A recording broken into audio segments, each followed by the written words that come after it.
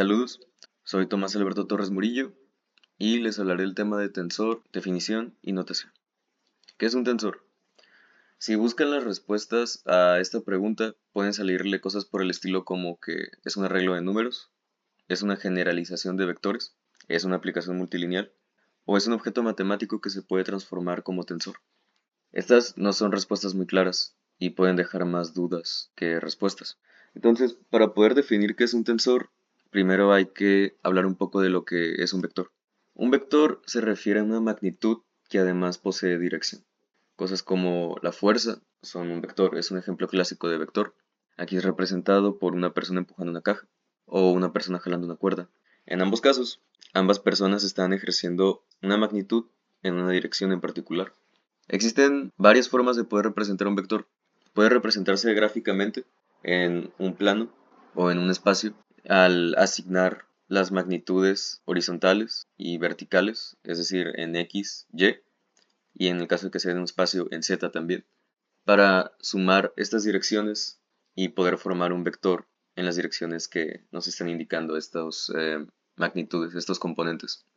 También se puede representar como una lista o como una sumatoria. En este caso, para la definición de tensores, nos vamos a centrar tanto en la lista como en la sumatoria. Como podemos observar, el vector representado como una lista se trata de un arreglo de una dimensión. A eso nos referimos con que no tenemos más que un solo renglón o una columna, dependiendo cómo esté escrito. Podría ser escrito como una lista o como un renglón. En el caso de matrices, empezamos a tratar con arreglos bidimensionales. Ahora tenemos dos dimensiones, con eso nos referimos a que tenemos ahora no solo un renglón o una columna. Tenemos ambos, tenemos renglones y columnas. También podemos decir que una matriz es una colección de vectores. Y también puede ser expresado como una suma. Aquí, en el caso anterior de los vectores, teníamos que estaba el escalar que iba acompañando a nuestro componente, que en este caso es E sub i, y el número que lo acompaña, que es v sub i. Estos se van sumando para ir formando nuestro vector resultante y lo que va iterando es i, es decir, componente, nuestro componente actual con su número actual más el siguiente componente con su número. Con las matrices podemos hacer algo parecido, solo que como ahora ya no estamos solo moviéndonos en una dimensión, sino que nos estamos moviendo también en la de las columnas y renglones, ahora estamos iterando dos valores, i y j. ¿Qué es un tensor? Un tensor se refiere a una colección de números o de elementos que posee una cantidad de vectores asociados n. ¿A qué nos referimos con esto? Podemos pensar en los vectores asociados como los elementos que ocupamos conocer para poder ubicar elementos en un arreglo. Volviendo a los vectores. Aquí, por ejemplo, ocupamos solo saber un dato para conocer la ubicación de elementos en nuestra lista. Se podría decir que el número de vectores asociados es 1. En el caso de matrices, ocupamos saber dos elementos o dos datos para poder ubicar elementos en nuestro arreglo. Se podría decir que hay dos vectores asociados. Cuando decimos que hay un número n de vectores asociados, queremos decir que un tensor puede tener desde 0 vectores asociados, es decir, no conocer ningún dato o 0 datos para poder ubicar un elemento, a tener una cantidad indeterminada de vectores asociados para ubicar elementos en la colección o en el conjunto. Si hablamos de rango 0, nos referimos a que hay 0 vectores asociados. Eso quiere decir que hablamos de un escalar. Si hablamos de rango 1, entonces estamos hablando de un vector. El rango 1 nos indica que ocupamos saber solo una cosa para ubicar elementos en esta colección. Si hablamos de rango 2, hablamos de una matriz y ocupamos conocer dos datos para poder encontrar elementos en esta colección o conjunto. Algunos ejemplos que tenemos aquí son el tensor de campo electromagnético y el tensor de estrés. En estos casos tenemos a un tensor de rango 2 en el campo electromagnético, porque ocupamos saber la fila y la columna para poder encontrar un elemento en dicho tensor. Y además es de dimensiones de 4×4, porque tenemos 4 elementos y 4 elementos en columnas y renglones. En el caso del tensor de estrés también tenemos un rango 2 porque ocupamos saber filas y columnas, pero aquí es de 3×3 porque hay 3 elementos en las filas, 3 en las columnas. Tristemente, la notación matricial no basta.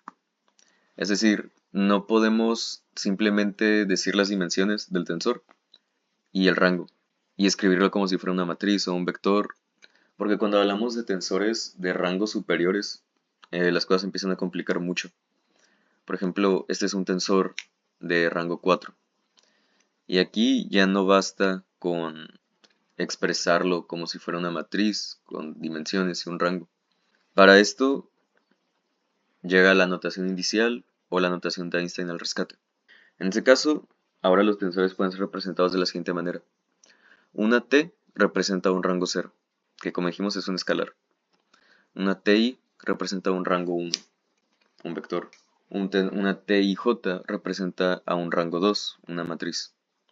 Me salté el rango 3 porque se obvia que es tijk, o más bien t sub ijk. Y decidí saltar directamente al rango 4 porque aquí es donde empiezan algunas distinciones. Tradicionalmente se elige que los tensores menores al 4, en cuanto a rango, tengan subíndices latinos. A partir del rango 4 se empiezan a utilizar subíndices griegos. En este caso, un tensor de rango 4 sería un alfa, beta, gamma, sigma. La notación de Einstein o la notación indicial también nos dice que podemos representar nuevamente vectores como una suma.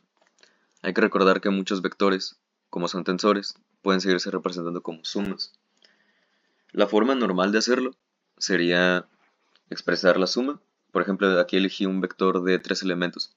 A sub 1 con su componente E sub 1 más A sub 2 por su componente E sub 2 más A sub 3 por su componente E sub 3 igual a sigma de n igual a 1 hasta 3, iterando a cada elemento de A sub i por E sub 2, de modo que se estarían sumando los elementos de la suma, de 1 hasta 3. Pero la notación de Einstein nos dice que podemos expresar esto de la siguiente manera. Podríamos escribir que el vector A es igual a sub i por E sub 2, con i yendo de 1 hasta 3. Es una forma concisa de poder escribir sumatorias y es esencial para el cálculo tensorial, el cálculo que gira en torno a los tensores. Hasta este momento tal vez tengan la pregunta si todos los vectores o matrices son tensores, y la respuesta es que no. Algo que no he dicho hasta el momento es que algo que caracteriza a los tensores y los distingue por completo de cualquier otra cosa, al menos hablando de vectores o matrices o escalares, es que un tensor tiene la propiedad de que si éste define algún fenómeno físico en un sistema de coordenadas y hacemos un cambio en este sistema de coordenadas o alguna transformación, el fenómeno físico representado debe de mantener sus propiedades físicas a pesar del cambio. Si no lo hace, no es un tensor. Aquí tenemos de ejemplo este vector, que es un tensor. Originalmente tiene componentes 251.5j y 176.1i. Como ejemplo de un tensor, tenemos a este vector de aquí, que tiene en sus componentes i 251.5 y en sus componentes j 176.1. Después hubo una transformación en el sistema de coordenadas y ahora tenemos que sus componentes son menos 228.5 y 205. A pesar de esto, las propiedades físicas del fenómeno que describe este vector no han cambiado. Por lo tanto, es un tensor. Y aunque podría parecer que cualquier vector podría hacer esto, realmente no todos lo hacen. Por ejemplo, el momento angular es considerado un pseudotensor, al menos cuando el momento angular está definido fuera del origen, debido a que hay instantes donde vale cero. Es por ello que es considerado un pseudotensor y existen muchos pseudotensores que reciben el nombre por ser realmente tensores falsos.